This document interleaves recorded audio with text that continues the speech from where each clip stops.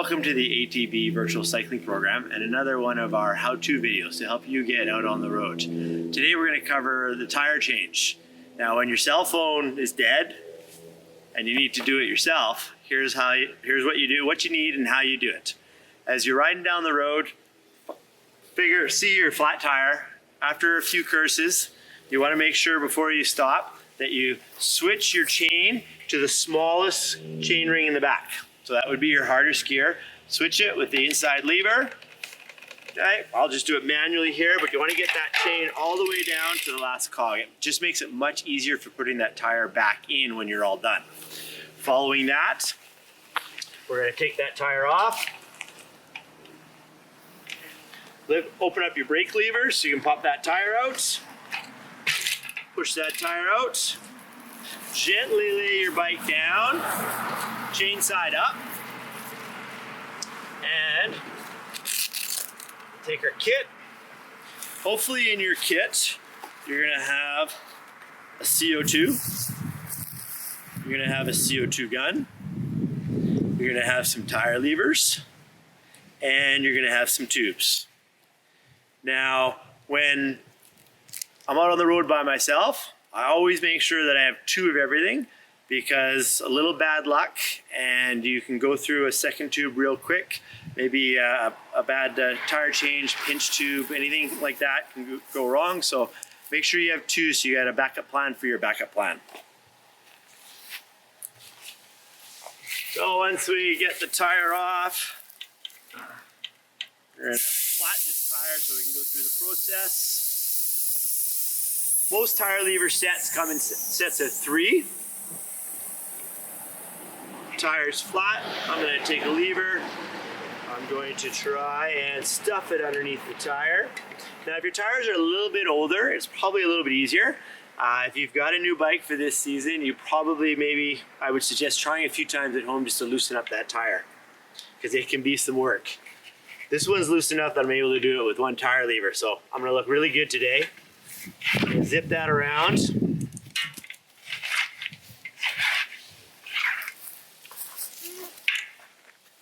Put everything down. Once the tire's off, I'm going to pull the bad tube out.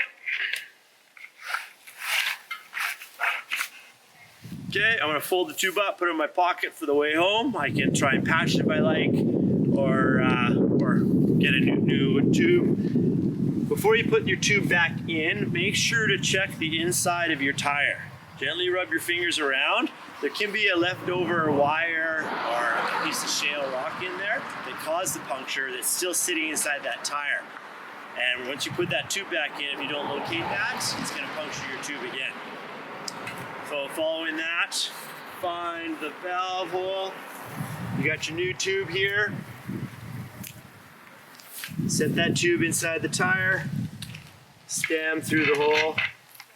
It's nice to have a little bit of air in your tube, sort of helps let it fit inside your tire.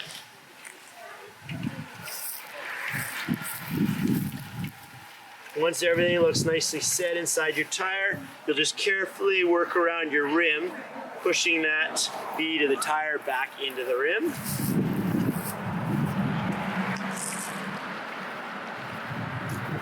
Again, a little bit of an advantage with a used tire here. It usually goes a little bit better than a new one. Take that valve, push it into the tire. Make sure that tube's all the way inside. If you like, you can take an extra second just to make sure there's no pinch of the tube between the tire and the rim. If it all looks good, you can load your CO2 into your gun. Lots of different variations with this.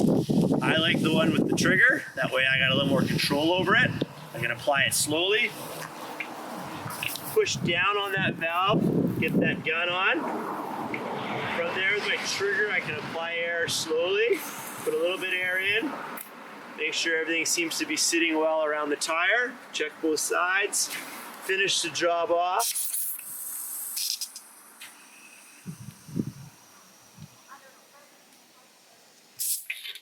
With a 16-gram CO2 cartridge, you know it's safe to load the whole thing in there. It'll take the whole thing to fill the tire.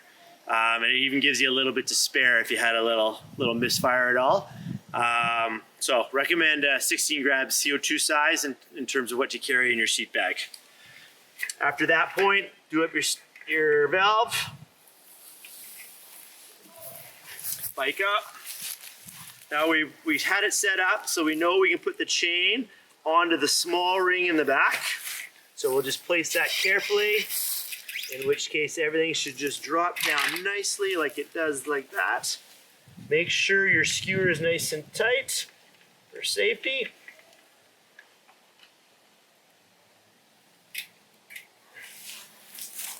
And we'll give it a spin to get the chain on.